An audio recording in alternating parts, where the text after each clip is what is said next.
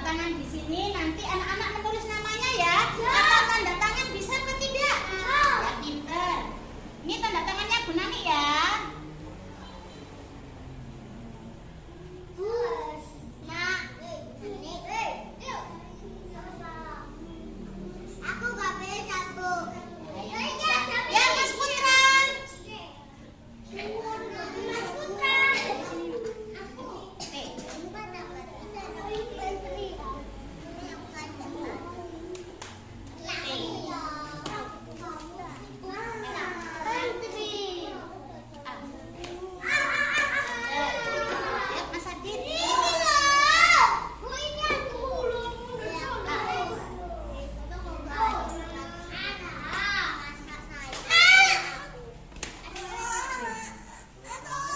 Assalamualaikum warahmatullahi wabarakatuh. Waalaikumsalam warahmatullahi wabarakatuh. Kepada yang terhormat Ibu Kepala Sekolah TK Dharma Wanita Ngimbangan, yang terhormat Ibu Kepala Sekolah KB dan SPS Dharma Wanita Ngimbangan, kepada yang terhormat Ibu Kepala Sekolah KB Muslimat Desa Ngimbangan, dan kepada rekan-rekan guru yang berbahagia. Pertama-tama marilah kita memanjatkan puji syukur kehadirat Allah Subhanahu wa Ta'ala yang telah melimpahkan rahmatnya kepada kita semua. Salawat serta salam tetap tercurahkan kepada Nabi Muhammad SAW yang telah membuat zaman dari zaman jahiliyah menuju zaman Islamnya. Jazakumullah khairan katsira kami ucapkan kepada bunda-bunda yang telah menyempatkan waktunya untuk mengikuti webinar pendidikan pengimbasan materi modul 1.4 dan penerapan budaya positif di sekolah. Sebelumnya perkenalkan dulu, nama saya Ibu Nani Fatimah Tuzuria, calon guru penggerak angkatan 7 Kabupaten Mojokerto. Di sini nanti saya tidak mengajari, tidak menggurui, kita bersama-sama untuk belajar, yang tujuannya yaitu mengimbaskan budaya positif di lembaga kami, khususnya dan umumnya di lembaga jenengan semua. Next.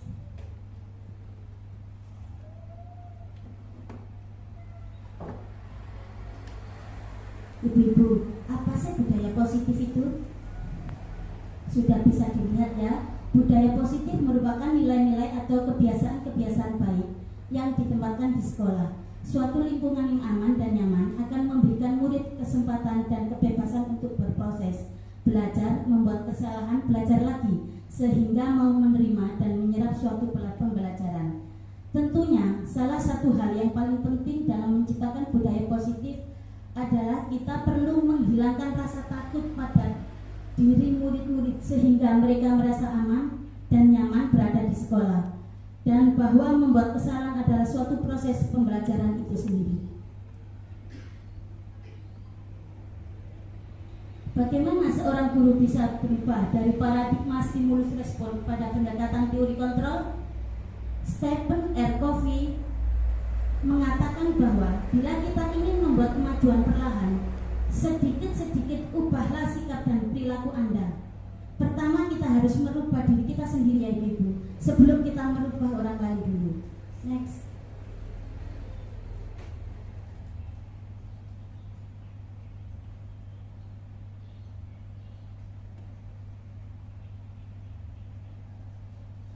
Perubahan paradigma stimulus respon atau teori kontrol. Stimulus respon, realitas atau kebutuhan kita sama, tapi di teori kontrol kebutuhan kita berbeda. Kita mencoba mengubah orang agar berpandangan sama dengan kita. Di teori kontrol kita berusaha memahami pandangan orang lain tentang dunia. Di stimulus respon orang lain bisa mengontrol saya. Di teori kontrol hanya saya yang bisa mengontrol diri saya sendiri. Saya bisa mengontrol orang lain, tapi di teori kontrol saya tidak bisa mengontrol orang lain. Di stimulus respon, perilaku buruk dilihat sebagai suatu kesalahan. Di teori kontrol, semua perilaku memiliki tujuan.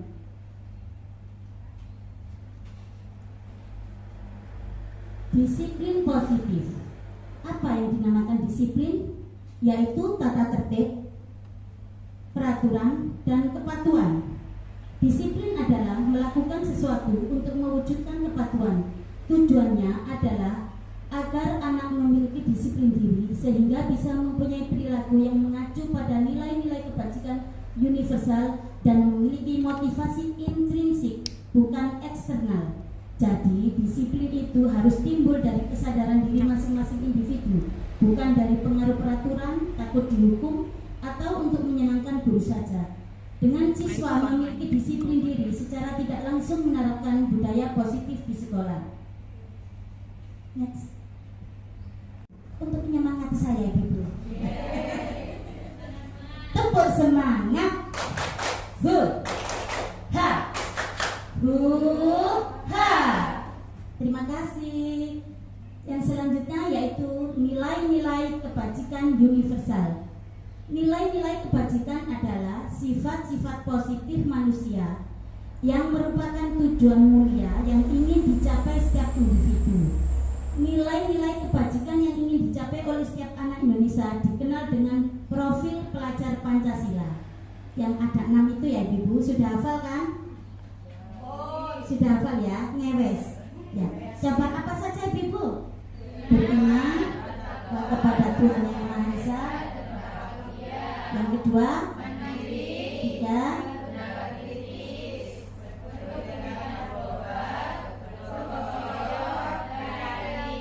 itu perlu dihafal ya, biar pintar semua. Motivasi perilaku manusia. Motivasi adalah dorongan yang timbul dari dalam diri, baik sadar atau tidak, untuk melakukan tindakan dengan tujuan tertentu. Motivasi untuk menghindari ketidaknyamanan atau hukuman, itu namanya motivasi eksternal. Untuk mendapatkan imbalan atau penghargaan dari orang lain, sama, karena penghargaan dari orang lain bukan dari diri kita sendiri, jadi eksternal. Untuk menjadi orang yang mereka inginkan dan menghargai diri sendiri dengan nilai-nilai yang mereka percaya, motivasi intrinsik.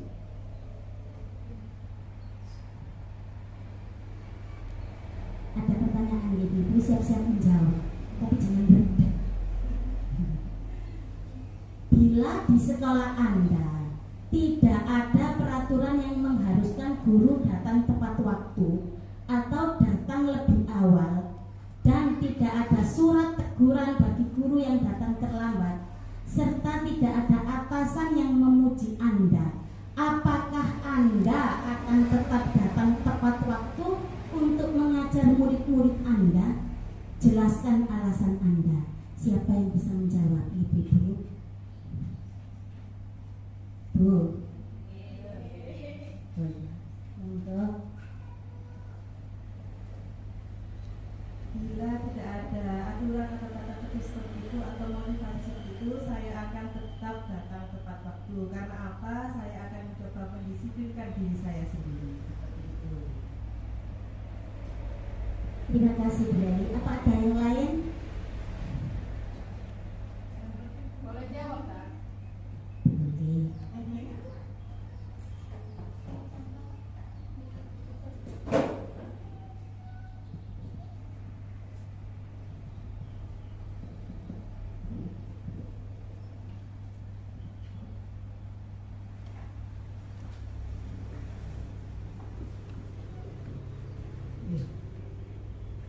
Saya menambahkan jawaban dari Ibu Nurlaini. Memang benar, kita sebagai guru seharusnya datang tepat waktu walaupun tidak ada aturan yang tertulis atau walaupun tidak ada teguran dari atasan, kita tetap harus datang tepat waktu, karena kita sebagai guru juga sebagai teladan bagi murid-murid kita. Jadi kalau bisa memang kita tetap untuk menghargai diri sendiri, dan bukan karena motivasi dari luar. Kita tetap harus mengusahakan datang tepat waktu walaupun tidak ada ada aturan secara tertulis, karena kita juga sebagai guru sudah taken kontrak bahwa kita datang jam segini, pulang jam segini. Mungkin itu yang bisa saya tambahkan.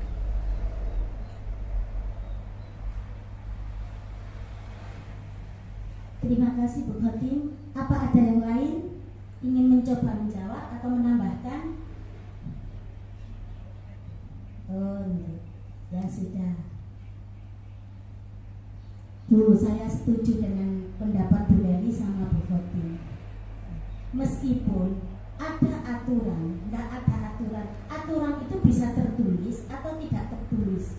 Kita tetap datang tepat waktu atau datang lebih awal. Benar yang dikatakan Bu Leli. Pertama kita harus mendisiplinkan diri. Kita dulu, baru nanti orang lain.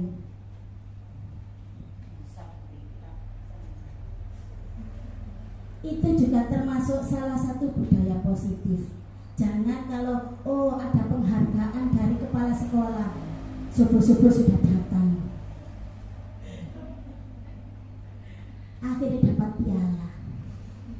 Tapi kalau nggak ada penghargaan, kita nggak datang tepat waktu atau datang lebih awal, berarti itu eksternal ya. Iya. Saya Ibu, next. Hukuman dan konsekuensi. Perbedaannya ya Bu ya. Kalau hukuman bersifat tidak terencana atau tiba-tiba. Anak atau murid tidak tahu apa yang akan terjadi dan tidak dilibatkan. Hukuman bersifat satu arah dari pihak guru yang memberikan, dan murid hanya menerima suatu hukuman tanpa melalui suatu kesepakatan atau pengarahan dari pihak guru, baik sebelum atau sesudahnya. Hukuman yang diberikan bisa berupa fisik maupun psikis. Sementara disiplin dalam bentuk konsekuensi, yang atas tadi hukuman, sekarang yang bawah konsekuensi, sudah terencana atau sudah disepakati antara guru dan murid. Umumnya bentuk-bentuk konsekuensi dibuat oleh pihak guru atau sekolah, dan murid sudah mengetahui sebelumnya konsekuensi yang akan diterima bila ada pelanggaran. Pada konsekuensi, murid tetap dibuat tidak nyaman untuk jangka waktu pendek. Ini ada pertanyaan gitu ya, tolong dijawab. Ini termasuk hukuman atau konsekuensi. Pertanyaan pertama, membersihkan coretan yang dibuatnya di meja tulis, hukuman apa konsekuensi? Kita lihat 100 untuk ibu-ibu. Yang kedua, lari mengelilingi lapangan basket sebanyak 3 kali karena terlambat hadir di sekolah. Hukuman apa konsekuensi? Hukuman. Pinter, langsung pinter. Yang ketiga, menggantikan kertas tugas teman yang telah dicoret-coret. Hukuman apa konsekuensi? Konsekuensi apa hukuman? Pemikiran teman-teman Bu, buat ujian. Konsekuensi, coba kita lihat. Iya, betul sekali. Jangan takut-takut, enggak apa-apa. Salah juga enggak dapat hukuman, betul juga enggak dapat hadiah. Murid diminta berdiri di depan kelas sambil mengangkat satu kaki karena tidak bisa menjawab pertanyaan. Hukuman apa konsekuensi? Hukuman. Coba kita lihat. Pendeng, iya betul sekali. Itu sudah pintar. Membersihkan tumpahan air di meja tulis karena tersenggol pada saat belajar. Hukuman apa konsekuensi? Kita lihat. Pintar. Membersihkan kelas karena mematahkan krayon temannya. Hukuman. Coba kita lihat. Iya sudah pintar berarti ya. 100 untuk ibu-ibu. Next.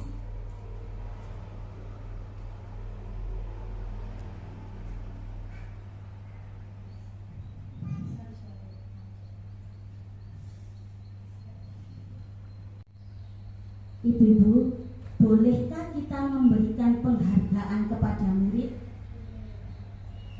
Boleh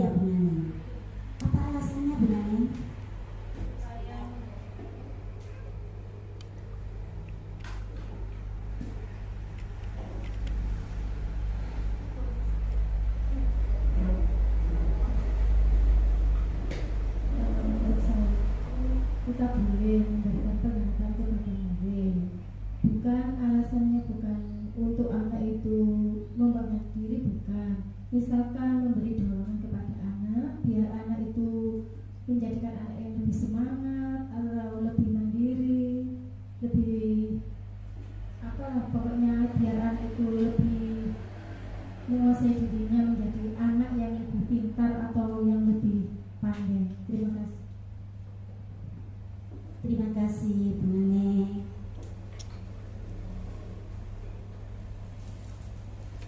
Memang setiap guru itu ada pendapatnya sendiri-sendiri gitu ya.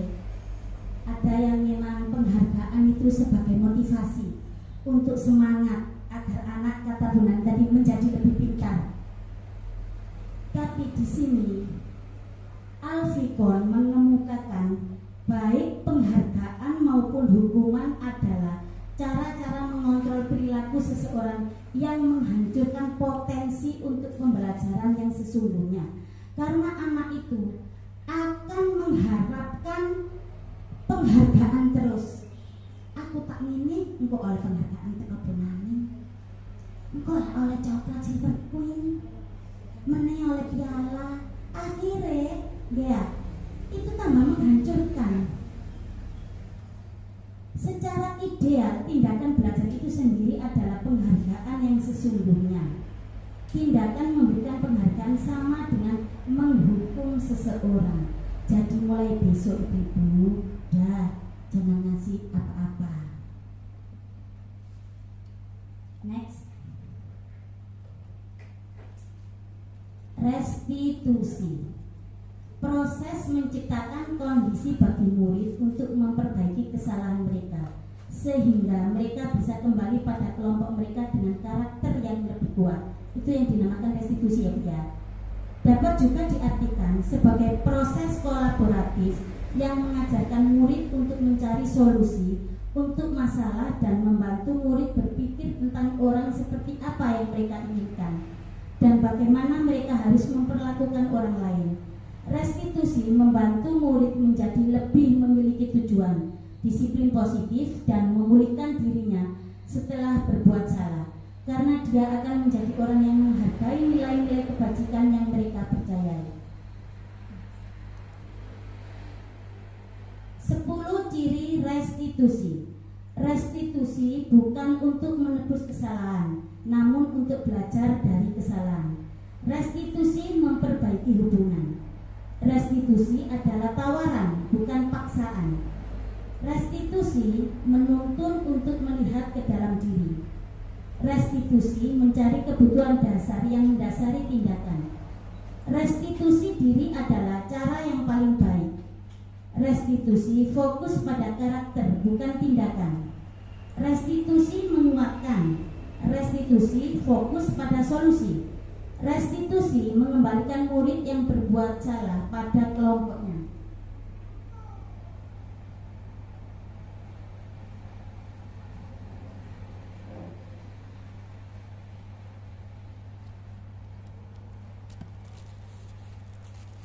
Keyakinan kelas. Keyakinan kelas adalah sesuatu yang diyakini bersama yang berasal dari penyatuan pikiran untuk menjadi nilai-nilai kebajikan untuk diturunkan di kelas-kelas. Keyakinan kelas ini dibentuk berdasarkan keinginan adanya disiplin yang nantinya digunakan untuk membangun budaya positif di sekolah.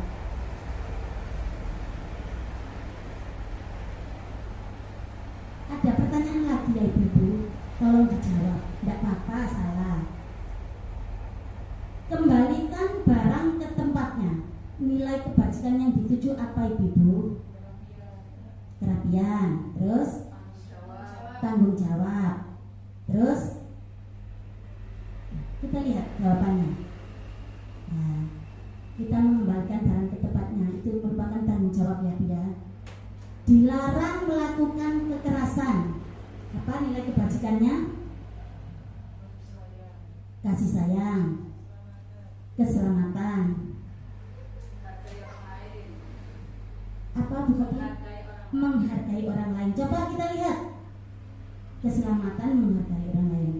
Gunakan masker. Kesehatan. keselamatan dan kesehatan. Keselamatan juga termasuk ya, biar tidak menular virusnya. Bergantian atau menunggu giliran. Apa nilai kebajikannya? Disiplin. Terus bersabar. Loh, mesti kok ngambek Bu Eka. Betul semua. Ya, apa-apa. Dilarang mengganggu orang lain. Apa nilai kebajikannya? Menghormati. Terus kita keluarkan Bu Eka. Iya, 100. Pinter-pinter ya. Hadir di sekolah 15 menit sebelum pembelajaran dimulai. Disiplin. Terus bertanggung jawab. Mereka komitmen ya, sama ya, menghormati orang lain. Next. Prosedur pembentukan keyakinan kelas. Yang pertama, mempersilahkan murid untuk mengemukakan pendapat tentang peraturan yang perlu disepakati.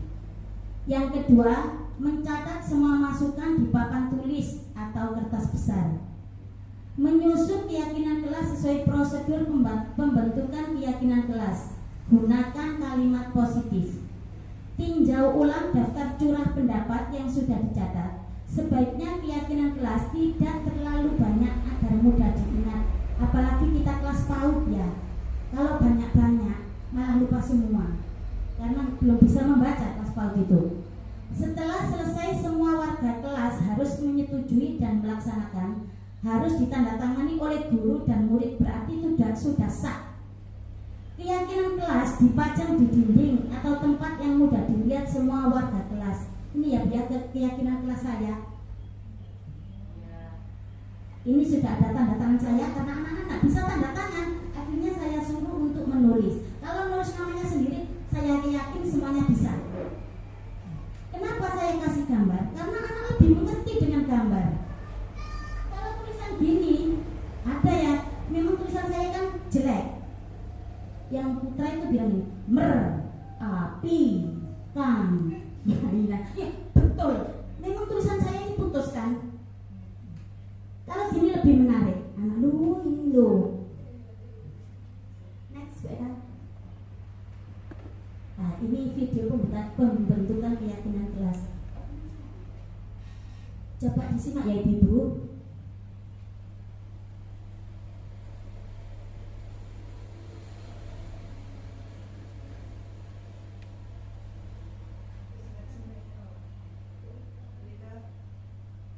Ibu-ibu, ini adalah video pembentukan keyakinan kelas yang disepakati oleh guru dan murid. Nanti kita catat, langsung kita tulis di kertas manila seperti ini.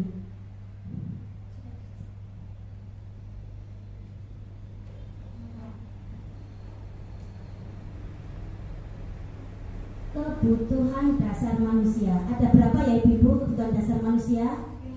Ada 5. Yang pertama yaitu bertahan hidup. Yang kedua kasih sayang dan rasa diterima.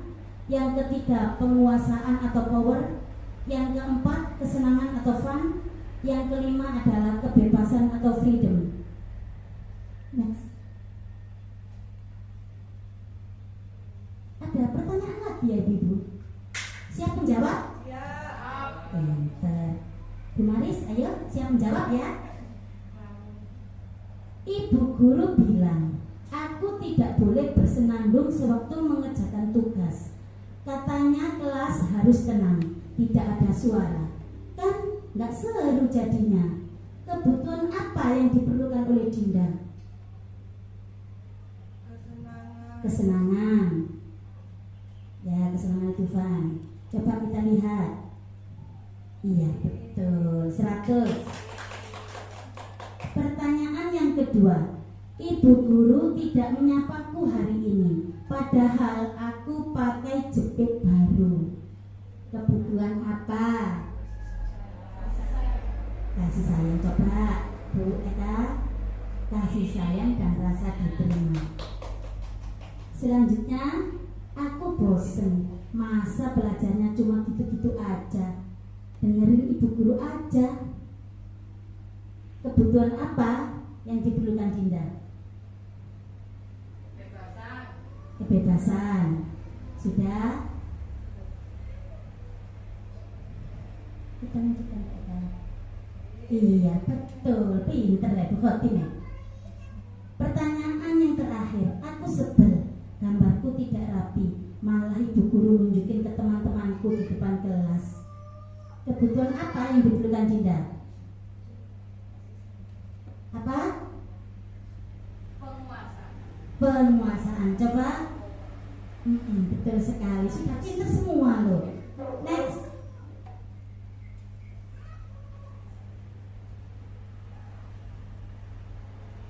Dunia berkualitas. Judulnya ya Ibu. Dunia berkualitas Anda adalah tempat khusus dalam pikiran Anda.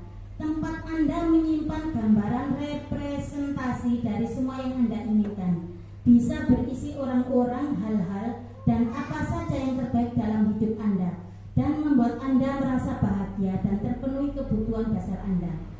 Dr. William Glasser menyebutkan seperti semacam album foto. Saya nggak tahu sih ibu nggih, album foto itu kenapa? Yang isinya tidak akan terlalu banyak, kecuali album fotonya tebal. Hanya akan terdiri dari beberapa hal saja yang sangat signifikan dan benar-benar terbaik dalam hidup Anda, yang membuat hidup Anda menjadi lebih bermakna. Kebutuhan dasar bersifat lebih umum dan universal, sedangkan dunia berkualitas lebih unik dan personal.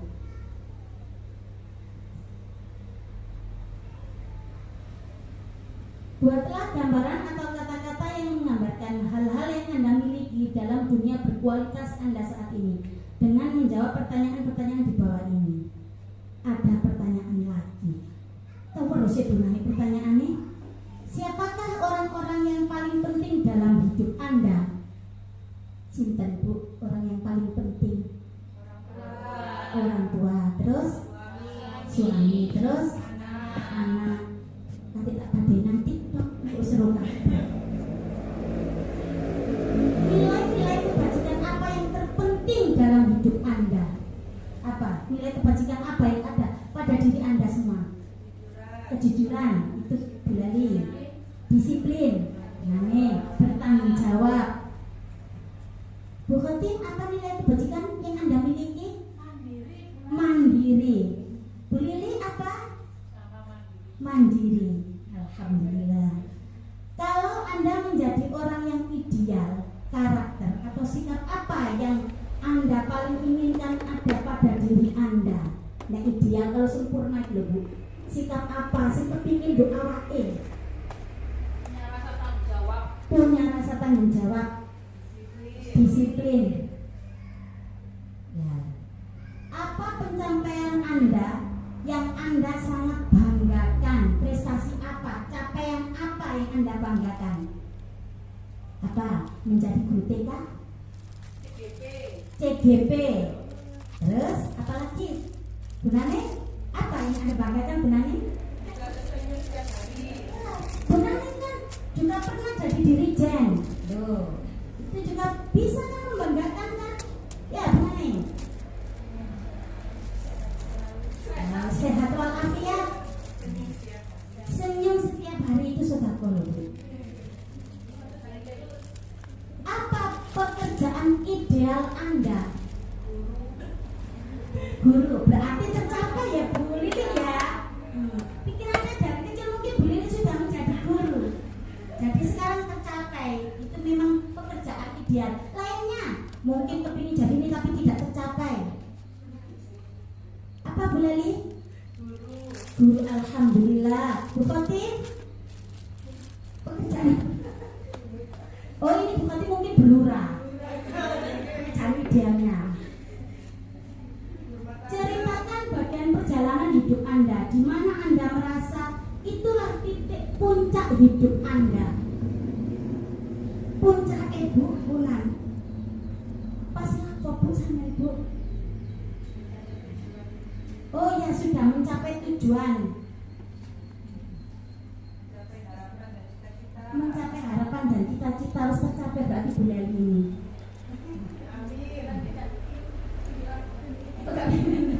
biar ini tercapai.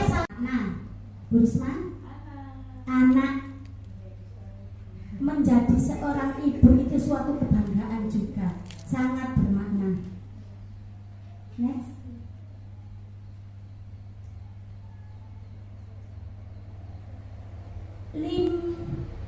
Lima posisi kontrol. Ada 5 ya Bu ya, posisi kontrol itu. Yang pertama sebagai guru, sebagai penghukum. Yang kedua, guru sebagai pembuat merasa bersalah. Yang ketiga sebagai teman. Yang keempat sebagai pemantau. Dan terakhir sebagai manajer. Next.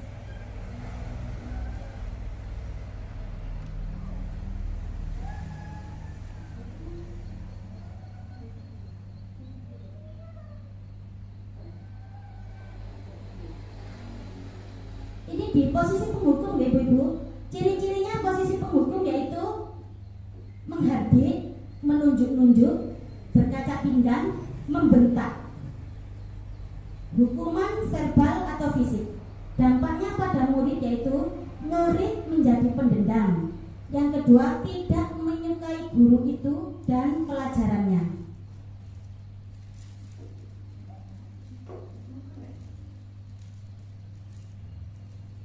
Ini ada videonya Naren ya, coba dilihat dulu.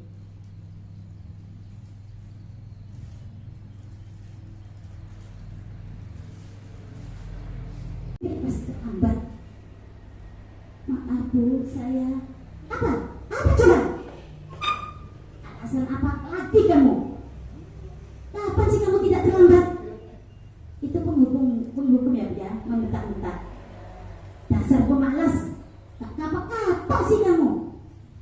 Sudah berapa kali terlambat? Kamu keliling lapangan basket 2 kali.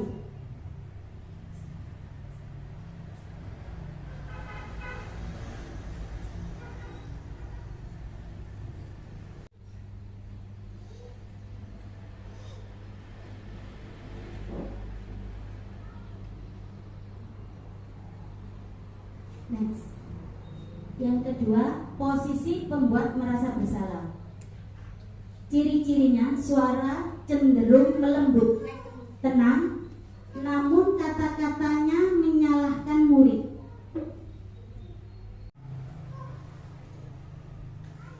Silakan disimak Ibu-ibu, ini adalah video posisi penghukum.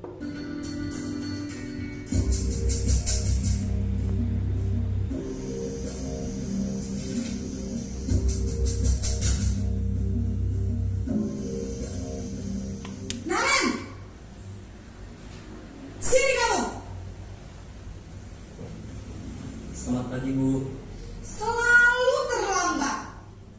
Kamu deh pasti terlambat. Maaf Bu, saya Apa? Apa coba? Alasan kamu apa lagi?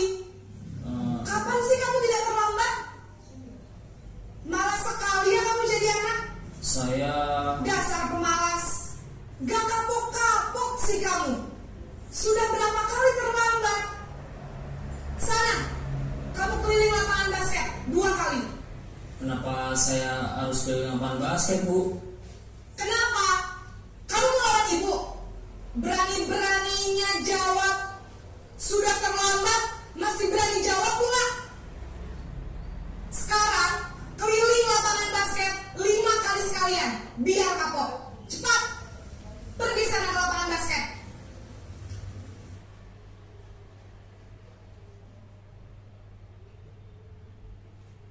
Itu tadi posisi penghukum. Ciri-cirinya adalah menghardik, menunjuk-nunjuk, berkaca pinggang, membentak, hukuman verbal atau fisik. Dampaknya pada murid menjadi pendendam. Yang kedua, tidak menyukai guru itu dan pelajarannya. Next. Video kedua yaitu posisi pembuat merasa bersalah. Kita simak lagi.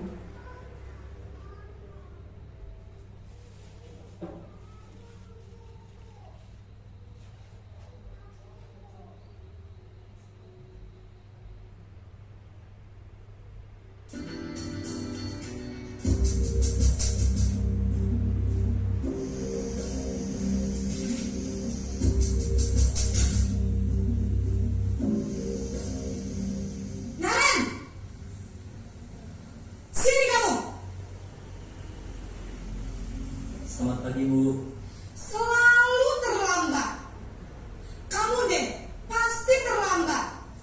Maaf, Bu. Saya Apa? Apa coba?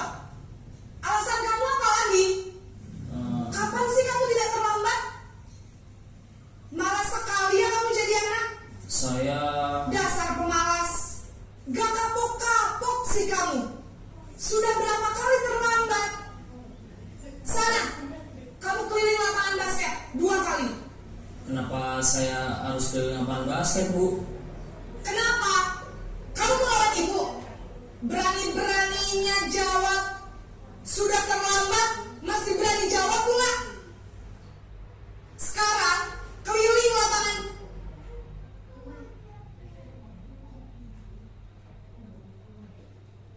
Maaf ibu-ibu ya, itu videonya penghukum karena sama-sama kerasnya.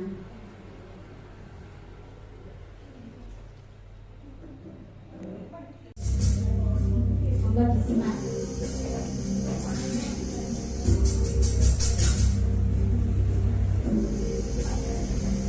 Naren,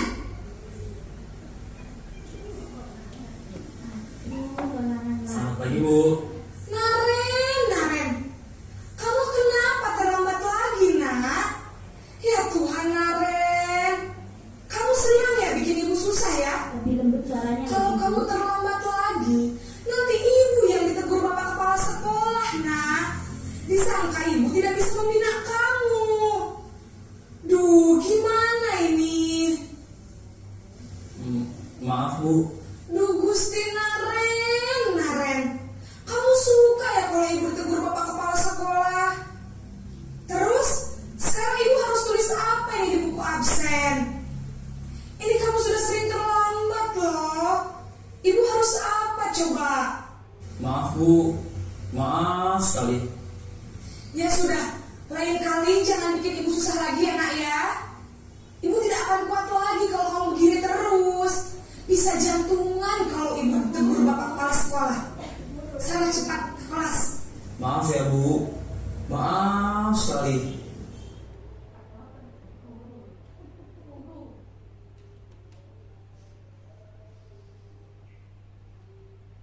Ciri-ciri posisi pembuat merasa bersalah yaitu suara cenderung melembut, tenang, namun kata-katanya menyalahkan murid. Yang kedua, guru akan menyatakan hal-hal yang merasa kesalahan ada pada murid dengan guru membuat menderita. Dampak pada murid yaitu membuat murid merasa gagal. Yang kedua, rendah diri dan menarik dari lingkungan. Next. Yang ketiga yaitu video posisi sebagai teman.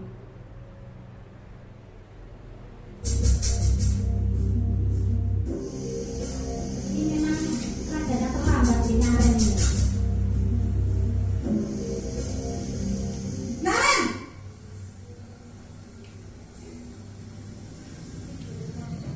Selamat pagi, Bu. wah sudah jam berapa ini nak? Terlambat lagi ya sayang. Iya, Bu. Habis ibu saya lupa bangunkan saya, Bu. Kamu malah menyalahkan ibu kamu. Kamu bukannya anak yang larinya paling kencang. Kok terlambat sih? Iya, Bu. Saya memang terlambat bangun tadi. Jadi biarpun saya lari kencang, tetap gak kekejar, Bu. Ya sudah sana. Nanti lain kali larinya lebih kencang lagi ya. Biar gak terlambat lagi. Bikin senang ibu demi ibu. Bisa kan? Bisa lah, Bu. Ya sudah sana masuk kelas. Ibu beresin urusan absen kamu. Kamu ini ada-ada saja. Ciri-ciri posisi guru sebagai teman adalah suara guru makin ramah, cenderung bersenda gurau untuk menghangatkan suasana. Dampak pada murid akan bergantung kepada satu orang. Yang kedua, murid tidak mandiri dan tidak bisa berpikir untuk diri sendiri. Next. Yang keempat, posisi pemantau atau monitor. Kita lihat videonya lagi. Jangan bosan-bosan ya ibu lihat videonya ya.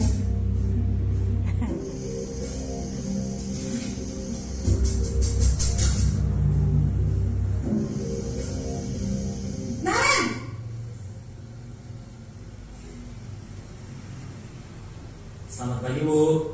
Naren, apa peraturan sekolah kita tentang jam berapa kita harus masuk sekolah, nak? Kita harus di sekolah jam 7, Bu. Iya betul, sekarang sudah jam 7.20. Naren sudah tahu konsekuensinya jika terlambat hadir. Paham, Bu. Saya harus tinggal kelas pas jam istirahat selama 20 menit. Iya benar, konsekuensinya demikian. Jadi nanti jam 9.30 pas istirahat, kamu harus tinggal di kelas, kerjakan tugas tambahan untuk ketertinggalan kamu, ya? Baik, Bu.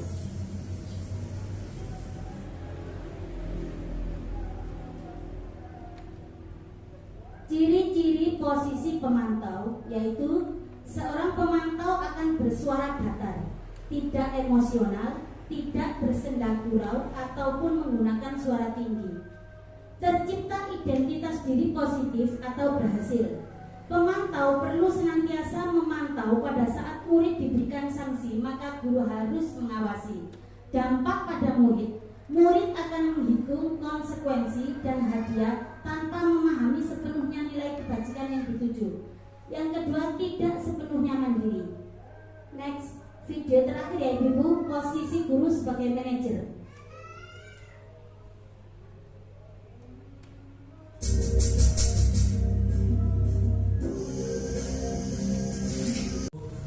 Selamat pagi, Naren. Maaf, Bu. Saya terlambat. Iya, sekolah masuknya jam 7, sekarang sudah jam 7.20. Jadi sekarang bagaimana ini, Naren? Maaf, Bu. Saya lupa setel alarm saya semalam. Baiklah, menurut kamu, keyakinan sekolah yang mana yang perlu kamu tingkatkan?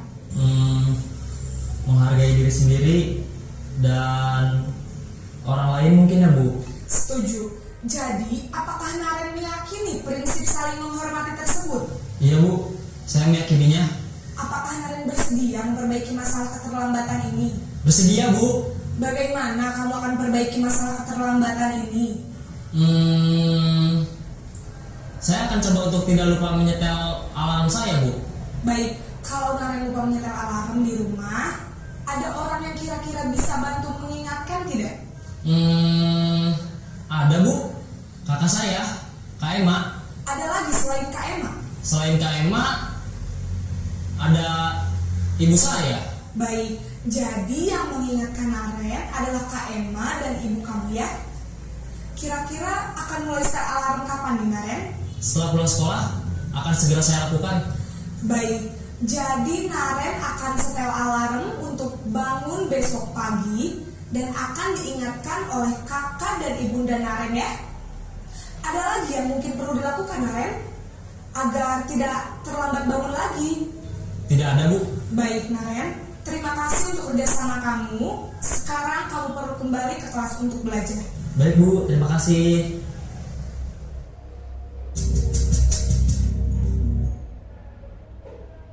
Ciri-ciri posisi guru sebagai manajer yaitu suara manajer netral, tidak emosional, tidak terlalu ramah, dan tidak bernada tinggi. Tercipta identitas positif. Guru akan dengan tulus mengajukan pertanyaan bermakna agar membuka pikiran murid. Guru membimbing murid untuk memecahkan masalahnya secara mandiri. Dampak pada murid yaitu murid mandiri, percaya diri, dan dapat memecahkan masalah. Ada berapa ibu-ibu tadi posisi kontrol? 5. Ada 5. Coba apa saja? Guru sebagai penghukum, pembuat merasa bersalah, teman, pemantau, dan manajer. Setelah melihat dan menyimak video tentang 5 posisi kontrol tadi, kira-kira posisi mana yang paling ideal yang dapat menunjang motivasi intrinsik murid-murid? Atau posisi apa yang ibu terapkan biasanya di sekolah? Siapa yang mau menjawab? Bu, jangan tidur, Bu. Bu Leli?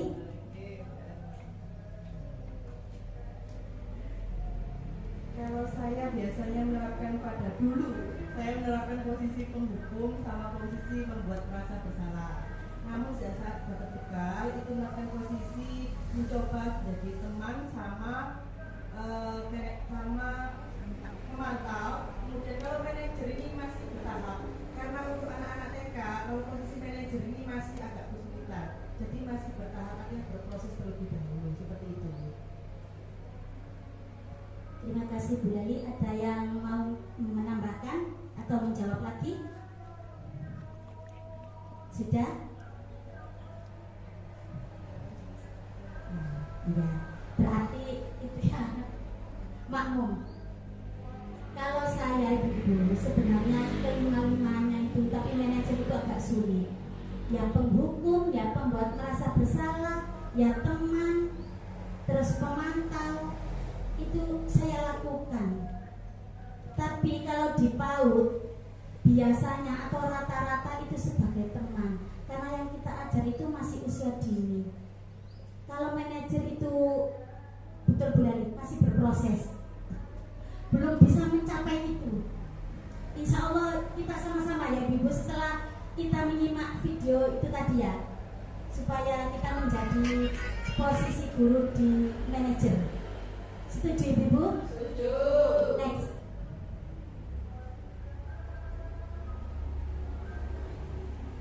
Ada pertanyaan lagi Ibu? Pertanyaannya, saya kecewa sekali dengan kamu. Posisi apa atau siapa yang mengatakan? Penghukum apa pemantau apa? Coba dijawab.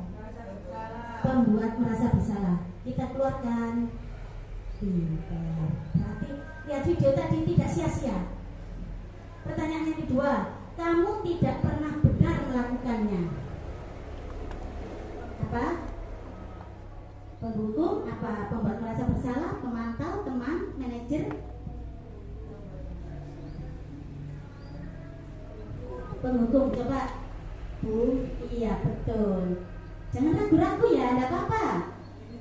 Apa rencanamu untuk menyelesaikan ini? Manajer. Iya betul. Bagaimana kamu bisa menyelesaikan masalah ini?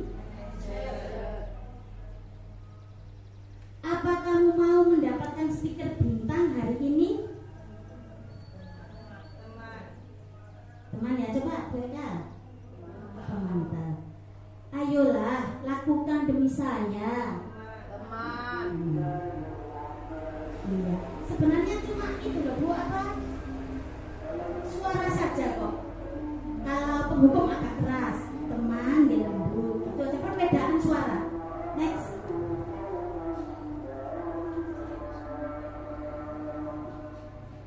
Dijalankan oleh guru agar dapat menghasilkan murid yang mandiri dan bertanggung jawab. Pada saat guru di posisi kontrol manajer, aspek yang dikembangkan pada murid adalah motivasi intrinsik, sehingga penanaman nilai kebajikan dapat tumbuh dan berkembang menjadi suatu kebiasaan positif yang akhirnya membentuk karakter murid. Proses dialog segitiga restitusi ada 3 tahapan. Yang pertama yaitu menstabilkan identitas, validasi tindakan yang salah, dan yang ketiga yaitu menanyakan keyakinan. Next. Ini contoh video kasus restitusi ya. Ini ada anak yang membuang sampah sembarangan.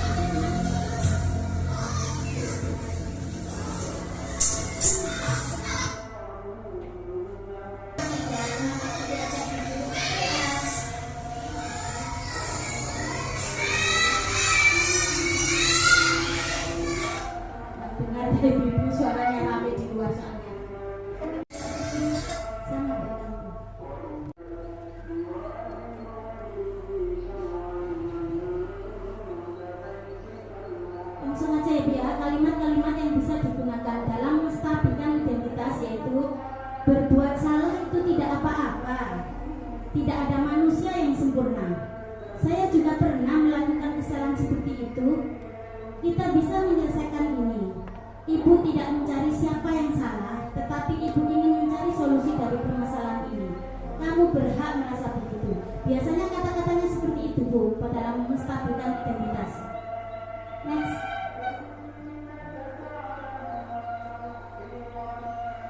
Validasi tindakan yang salah. Setiap tindakan yang dilakukan dengan suatu tujuan yang memenuhi kebutuhan dasar. Guru akan mengubah pandangannya dari stimulus respon ke cara berpikir proaktif yang mengenali tujuan dari setiap tindakan.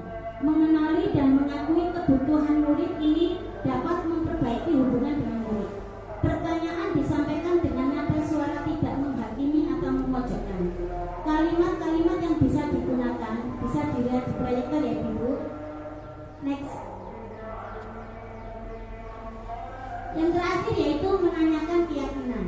Kalimat-kalimat yang biasa digunakan yaitu apa yang kita percaya sebagai kelas atau keluarga, apa nilai-nilai umum yang telah kita sepakati, apa bayangan kita tentang kelas yang ideal, kamu mau jadi orang yang seperti apa.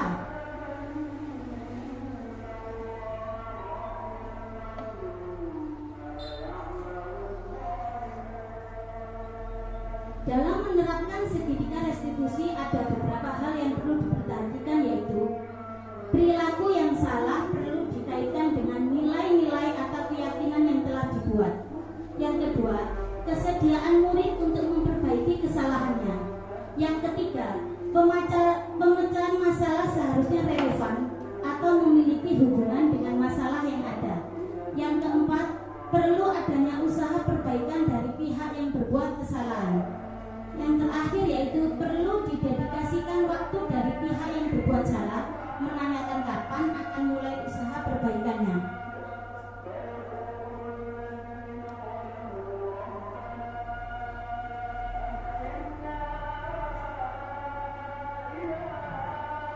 Dengan menerapkan segitiga restitusi, diharapkan kita sebagai guru dapat memposisikan sebagai manajer dengan mengajukan pertanyaan-pertanyaan yang bermakna yang dapat membuat murid menjadi lebih percaya diri, mandiri, dan bertanggung jawab. Penerapan ketiga tahapan atau langkah dalam segitiga restitusi tergantung pada berat atau ringannya masalah. Bila masalah tersebut ringan, maka tidak perlu menjalankan segitiga restitusi secara berurutan. Bahkan bisa hanya dengan menanyakan apa keyakinan yang kita sepakati. Dan harapannya murid menjadi lebih kuat secara pribadi, membuka wawasan murid agar dapat menyelesaikan masalahnya sendiri dan semakin percaya diri, mandiri, dan merdeka. Terima kasih, sudah selesai. Terima kasih ya Ibu sudah hadir di sini untuk menyimak video tadi dan lain-lain. Saya akhiri. Assalamualaikum warahmatullahi wabarakatuh.